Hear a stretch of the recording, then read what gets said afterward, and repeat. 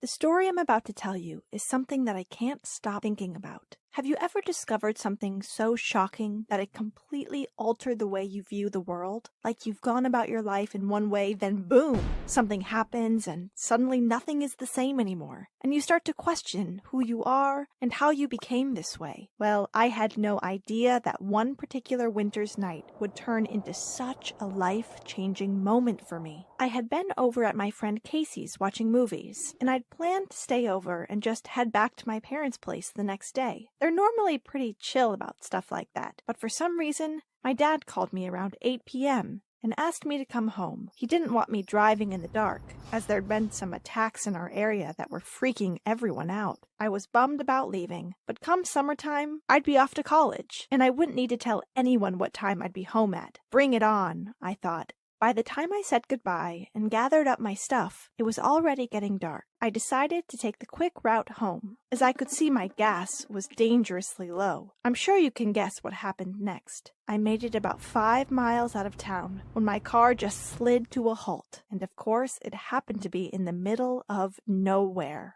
Casey's place was like 10 miles from my place, and here I was, stuck smack bang in the middle. There was no chance I was going to walk back to Casey's. I mean, I couldn't just abandon my car like that. I knew there was a gas station like 3 miles away, near my house. Maybe I could run there and back? Who was I kidding? I'd just call my dad. He'd bring some gas, and we'd be good to go. I took my phone out of my bag and could not believe it. This seriously felt like one of those cliched horror movies. Girl runs out of gas in the middle of nowhere. Girl realizes it's getting dark. Girl discovers her phone battery is completely and utterly dead. How had my car and phone gone dead in the same moment? This was bad. Oh, this was really bad. There was nothing else for it. I'd need to sleep in my car, or face up to my fears of entering a dark forest alone at night and go find someone who might be able to help. I doubted anyone lived in this wasteland of an area, but still I had to go check. As I walked through the trees, I realized exactly where I was. This was where one of the attacks had happened. It'd been in the newspaper all week, and there were even some police warning tape on some of the trees. What was I doing here? I was literally walking into a death trap. Just my luck. The next moment, it started to snow. I'd completely forgotten there was a heavy snowfall coming. Great! At this rate, my car would be buried under snow before I even got back. This was turning out to be a nightmare of a night. And I couldn't even Instagram story it all because my frickin' phone was dead. Typical. I was getting ready to give up and succumb to the fact that I need to sleep in my car, when suddenly I spotted some kind of light in the distance. As I got closer, I realized it was actually a fire. Oh my gosh. As if tonight couldn't get worse. Was I about to stumble upon a fire when my car burned down? No, this couldn't be happening to me. Then I realized it was just a little bonfire, but it was freakishly close to the hut next to it. I approached with caution and plucked up every morsel of courage in my body as I knocked on the door. My heart was thumping in my chest as I heard footsteps approach. Who even lived in a place like this? It was basically a glorified shack. My dad's garden shed was bigger than this. As the door opened, I felt like running away. Standing in the doorway was this huge guy. He just stared at me. I don't know who was more shocked, me or him. I couldn't scream. I couldn't run. I just froze. His beard was so long, and it honestly looked and smelled like he hadn't had a shower in ever, actually. My hands started to go clammy, like when I get nervous, and all I could think about was how much my parents would kill me for walking into a trap like this. I might be 18, but I still know when I shouldn't be talking to strangers, and this was definitely one of those occasions. He invited me in, and I really didn't want to enter, but I didn't feel like I had a choice. What if he chased me if I ran away? So I sucked up my fear and followed him inside. You won't believe what was in there. Or rather, I should say, who was in there. Sitting around the fire, there were about 20 people, and they all looked really freaky, almost like they were in a trance or something. Firstly, I couldn't believe they had an actual fire in the middle of the room, and secondly, who were these people? I mean, they all looked kind of similar, so I guess they were related or something. Had I gate crashed a family gathering? Or were they calling in the ancestors or something? Seriously, it was so weird. The man who'd opened the door invited me to join them around the fire, and as I walked towards an empty spot in the corner, all eyes were on me. I felt so out of place. All I wanted was some gas. I turned to the man with the beard and stuttered, no, it's okay. I don't want to intrude. I just need some help with my car. You see, I ran out of gas and I really need to get home. And now my phone's dead and—" I stopped. The man was laughing. He didn't even care. He then said, "Don't worry, we'll help you. But first, come sit. Come get warm. You won't be going anywhere tonight." What did he mean I wouldn't be going anywhere tonight? I had to get home. I had no idea what the time was, but I knew my parents would be freaking out around about now. I went to check the time on my phone, and then remembered it was dead. Now what?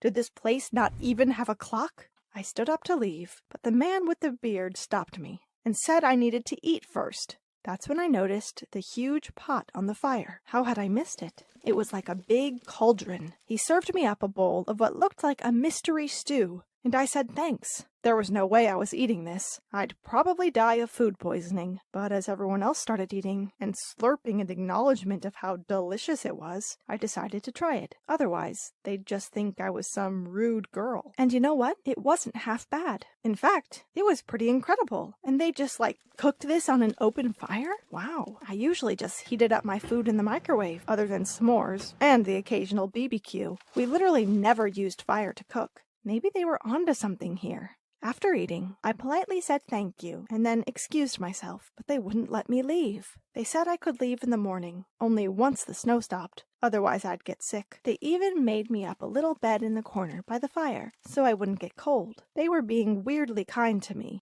I asked them where the toilet was, and said sorry, I just really had to go. The guy with the beard showed me where it was, and I was so grateful when it was an actual toilet. I guess I'd been expecting a hole in the ground outside or something. I couldn't wait to tell the girls at school about this. If I ever left this place alive, that was. I came back from the toilet, and luckily the tea was nowhere to be seen. But now everyone was singing, and as I went back to join them, I realized this was actually kind of nice. I hadn't sung with people in years. I felt like I was back at summer camp. Honestly, these people were bonkers.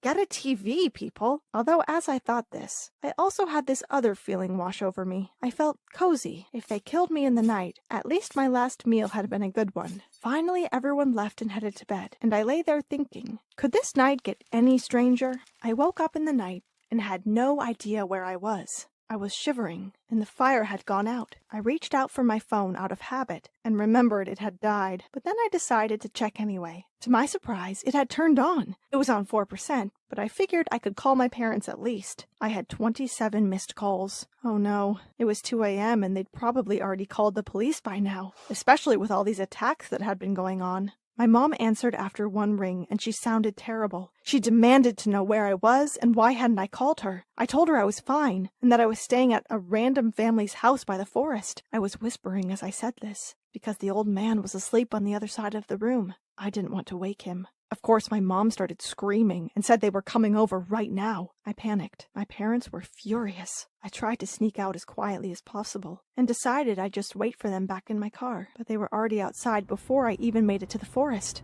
They were driving so fast I thought they'd drive right into the house. My mom jumped out and ran towards me, and my dad was just shouting, "Tilly, you get in this car right now. You are in deep trouble, my girl." And then it got worse. I heard police sirens. My mom was hysterical, saying what was this place, and that she thought I'd been kidnapped by these bad people, and that I knew not to come to this area. I just stared at her in disbelief. She was being so judgmental. She didn't even know these people. I wanted to tell her that, but now the cops were walking toward us, and the man with the beard was standing in the doorway, looking crestfallen. "I'm sorry," I whispered, hoping that he would hear me. I was suddenly so embarrassed. My parents had made such a scene, and now the cops would probably arrest all of these people, who were actually so kind. And the more I thought about it, the more I realized that their life was pretty nice. I told the cops I was fine. My car had just run out of gas, and we could go home. There were no problems, but they still went to investigate. My parents told me to get in the car, and I did, but suddenly I stopped. "Wait," I said. Then I ran back towards the house and said to the man with the beard, "Thank you so much.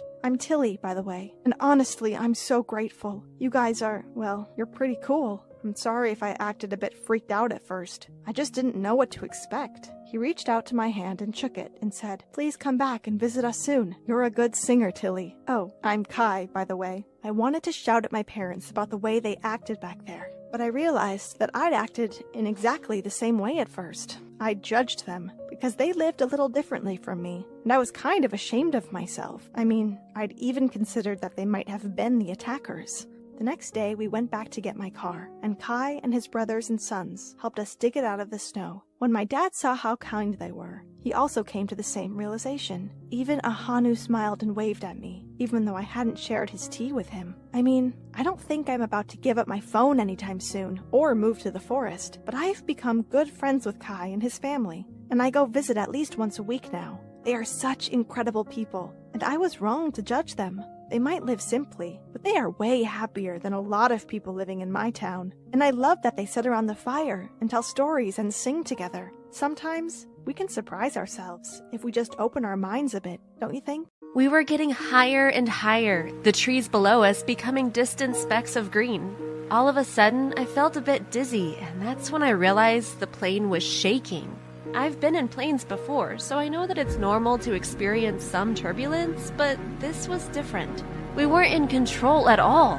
We were being carried by the wind, and I could tell from the look on my uncle's face that we were in serious trouble. My cousin sat next to me, and I tried to wipe the panic off my face, but I could feel him sliding towards me. We were going down. I knew it. I didn't believe in God, but in that moment, I prayed to every God out there, begging for them to save us. It felt like we were about to crash into the mountains in front of us. I closed my eyes tightly, and I could feel the plane slowing down as my uncle tried to turn it around. How long had he been a pilot for? I asked myself. But before I could even calculate it, he spoke up. Everything's fine, kids. Just a slight hiccup with the wind on our tail, but we should be okay if I just slow the engine. That's when the plane started heading for the ground, as my uncle was mid-sentence, trying to calm both me and my cousin down. It's crazy. You'd think we'd be screaming, or at least a bit hysterical at the prospect of plummeting to our death. But in that moment, all I could do was shut my eyes and pray I didn't die. Or if I did die, that it was over with quickly. I didn't want to suffer. The last thing I remember was the trees getting closer and closer, and then darkness. You see, this had been my idea. I'd been nagging my uncle for a week straight to take me out in his latest little plane. Let me backtrack a bit. My parents are doctors, and unfortunately they were both on duty over the Christmas period. They had the bright idea of sending me to the mountains to stay with my aunt and uncle and cousins for the holiday. I was pretty excited because I loved to ski and snowboard, and of course there was always the chance that my uncle would take me out in his plane. And, well, here we are. Perhaps it wasn't such a bright idea after all. My uncle had been hesitant because of the wind, but I'd persisted until he gave in. I don't know how long I was out for, but when I woke up, I had to pinch myself to check if I was actually alive. The snow had saved us, I was sure of it. Miraculously, I could move. Nothing was broken. I looked over towards my uncle and cousin, and they weren't moving. That's when reality hit me. Was I the only survivor? I scrambled to take my seatbelt off, and that's when I felt a sharp pain shooting up my side. I must have broken something. I'd never felt pain like that before. I let out a cry of exasperation, and then I was sobbing. "James!" I shouted my cousin's name. "Uncle Jeff?" He didn't answer. I reached my arm out and shook my cousin. He woke up and cried in pain. His leg was caught under his chair, and it looked like it might be broken. Well, it definitely was. As soon as James oriented himself, a deep, guttural scream left his throat. I got such a fright, I just started crying, and then I realized why he was screaming. Uncle Jeff was bleeding. He must have bashed his head when we crashed. It was a lot of blood, and I didn't know what to do. I suddenly realized that if we didn't get out of this plane and get help immediately, he might not make it. And worse still, the plane could go up in flames at any moment. I managed to burst the door open, and there was a small, narrow space that we could crawl out of. James tried to get up from his seat and again let out a strangled yelp of pain. I had to help him. There was no way he was getting out of there alone. I am pretty petite, but when you have no other choice, strength just descends out of nowhere. I asked him to lean most of his weight on me to take the pressure off of his broken leg, and then I basically dragged him out of the plane. My uncle was more of a challenge. I was nervous to even touch him for fear that he wouldn't be alive. I didn't think I could bear it. but then I felt he had a slight pulse, and pushing all squeamishness from my brain, I undid his seatbelt and slid him out of his chair. He fell into a slump on the floor, and so then there was nothing else for it. I had to drag him out. As soon as he was out in the snow, the damage to his head became more visible. There was blood everywhere, staining the snow around him. The shock of actually getting this far and surviving meant that I was operating at full speed. I was in proper survival mode. We were still too close to the plane though. If it exploded, that'd be it. So I took both my uncle and James's hands and dragged them as far as I could away from the plane. I couldn't believe my eyes. Once I felt like we were far enough away, I sat down in the snow and just started sobbing. The pain in my side was getting worse, and I realized we had absolutely no way of contacting anyone. Our phones and the onboard radio were in the plane, and even if I could get to them, it's not like we'd have any signal out here in the middle of nowhere. Stranded in a mountain range, miles from home. This was the stuff of horror movies, and yet it was real. It was happening to us. I wanted to close my eyes and wake up from the nightmare, but the sound of James's voice brought me back down to earth. "Antonia, you need to make a radio call for help. You're the only one who can do it." I looked at him in disbelief. He wanted me to go back into the plane? No way! I mean, I could die. But then I looked at my uncle, and I realized I'd do anything to save him, even if it meant risking my own life. This was all my fault. I approached the plane with caution, and to be honest, I had no idea what I was doing. I didn't know the first thing about making a radio call, but I picked up what looked like a big phone thing and started speaking into it. It made a muffled sound, so I waited, but no one replied. It was useless. I felt so angry and threw the radio at the already smashed window. Why had I been so adamant that we fly in the plane today? I knew our phones were buried deep in the back of the plane in my bag, and I wasn't about to risk finding them. Plus, there was clearly no signal out here. James saw me walking back towards them, looking disheartened, and he knew it hadn't worked. I apologized, but he didn't reply. He just groaned in pain. What was I going to do? I thought about the journey we'd taken, and then it clicked. Just before we'd crashed, we'd flown over a small town. Surely it was nearby. Maybe I could make it there before it got dark and get help.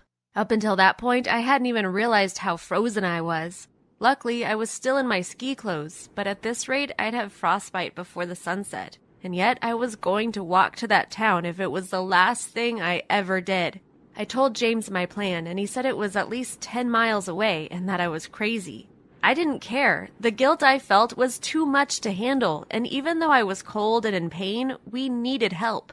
There were roughly 3 hours of daylight left, so if I walked quickly, I could make it. I said goodbye to James and gave my uncle a kiss. He was breathing softly, but still unconscious. I had to get going before it was too late. Have you ever tried to walk through deep snow? It's pretty much impossible. Every step I took, I felt myself getting stuck. But the race was on. My uncle needed to get to a hospital urgently. It felt like time was going so slowly, and after a while, I couldn't do it anymore. Everything around me looked exactly the same, and suddenly I didn't know which way I'd come from. Was the town behind me or in front? Collapsing into the snow, I admitted to myself I was well and truly lost. I was shivering, and I got it into my head that if I buried myself in the snow, I'd warm up. I was clearly delirious and exhausted, and soon I had drifted off to sleep. I awoke 10 minutes later to a loud whirring sound. What was it? And then I saw it, a helicopter. I couldn't believe my eyes. I started waving frantically, naively thinking they might see me. I struggled to stand up. My side was really in pain by that point. Luckily, I was wearing a bright yellow scarf. I took it off and started waving it above my head, but the helicopter kept going in the opposite direction. It's useless, I thought. I sat back down and buried my head in my hands. I could still hear the helicopter, so I looked back up. It was getting closer. Then I noticed it had turned around and was heading right towards me. I couldn't believe it. If it hadn't been for the helicopter, would I have even woken up? Turns out someone in the nearby town saw the plane go down and alerted the airport, who then identified it as my uncle's plane and sent a rescue helicopter to find us. Of course, they never expected to find anyone alive. As they told me this and lifted me into the helicopter, I was hysterically trying to explain where my uncle and cousin were. As we flew up, I was nervously crying. It felt too soon to be up in the air again. It didn't take us long to spot them. In fact, they were just on the other side of the trees. Then it dawned on me, I'd been walking in circles. They rushed my uncle and cousin to the nearby hospital, and even though my uncle was still unconscious, they managed to awaken him once he was in a hospital bed and had been given pain meds. He was very upset and confused, and was obviously suffering from some light brain damage. But the doctors assured us he would be okay, and James too. His leg was broken in 3 places, and they discovered I had 4 broken ribs. No wonder my side had been in so much pain. Even today, I can't bring myself to go back in a plane. My uncle still suffers from severe headaches and gets confused about what happened that day. He really thinks it was his fault, but I still feel guilty about it all. His pilot license was revoked, which devastated him. But we're alive and we live to tell the tale. And at the end of the day, that's all that really matters.